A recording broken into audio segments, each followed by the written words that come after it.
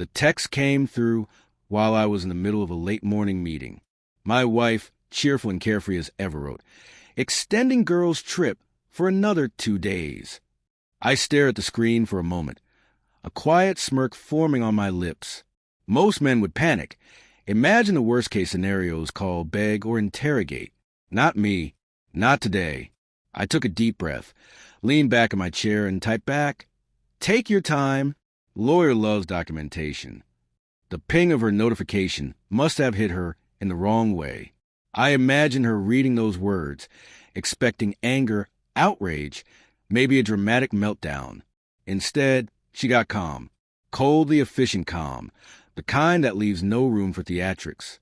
I had learned over the years that letting the storm pass without fueling it often causes the greatest disruption. A hurricane of expectations meets a wall of indifference, and suddenly, control shifts. By evening, the first ripple of panic began. Calls from friends, sudden updates about canceled plans, frantic texts asking for reassurance. The power of inaction had done its work. I wasn't chasing, I wasn't pleading, I wasn't reacting. My mind moved freely, unburdened by the drama she thought she had unleashed. She had assumed her extension would provoke tension, maybe stir jealousy, maybe force me to plead or worry.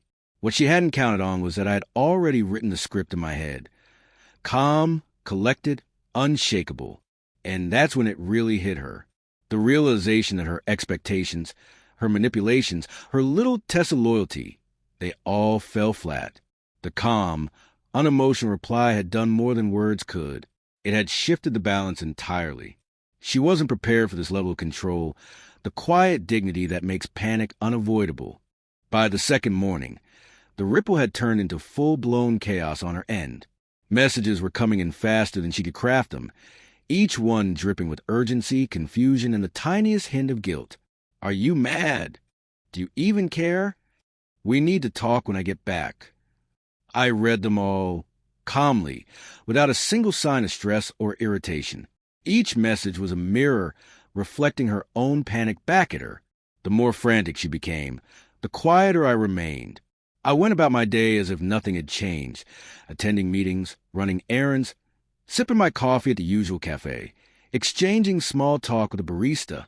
Every mundane action was a subtle statement. My life continues uninterrupted, unaffected by her temporary absence or her attempts at stirring tension. In her mind, the extension had been a power move, a test of my patience. In reality, it had become the perfect opportunity for me to demonstrate that true composure cannot be provoked. By mid-afternoon, I could sense the shift in her tone. The text became less commanding, more hesitant.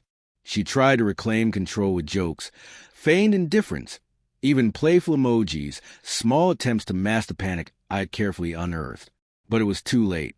The calm response had already rewired the expectations. Where she thought she would see frustration, she saw serenity.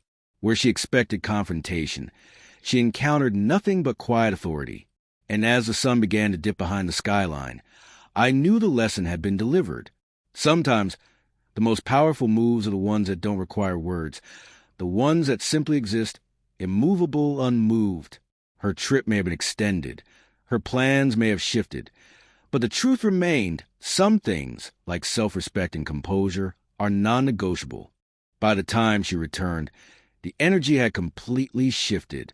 Her confident, carefree demeanor had softened, replaced with subtle unease. She tried her usual charm, laughing lightly, brushing off the extended trip as if it were no big deal. But the quiet tension between what she expected and what she found was palpable. She had anticipated anger, jealousy, maybe even panic. Instead, she found composure, unshakable, unflappable, and entirely unmoved. I didn't lecture, I didn't question, I didn't even comment on the days she had spent away. I simply carried on, moving through the evening with my usual calm efficiency. The subtle contrasts were clear. Her frantic anxiety versus my steady serenity, her attempts at manipulation versus my disinterest, her urgency versus my patience. Every little action, every carefully considered pause, reinforced a single truth: control cannot be forced. It must be demonstrated. By dinner, she realized the reality she had tried to influence. There was no dramatics, no desperate attempts to reclaim my attention. Her panic had achieved nothing. I had allowed her space to act, to believe she had power, only to show her that the real power had always been in restraint, dignity, and self-possession. And that realization hit her harder than any confrontation ever could. Sometimes, people believe chaos will provoke action, that drama will demand a response. They assume tension must be met with tension, conflict with conflict. But the truth is far simpler.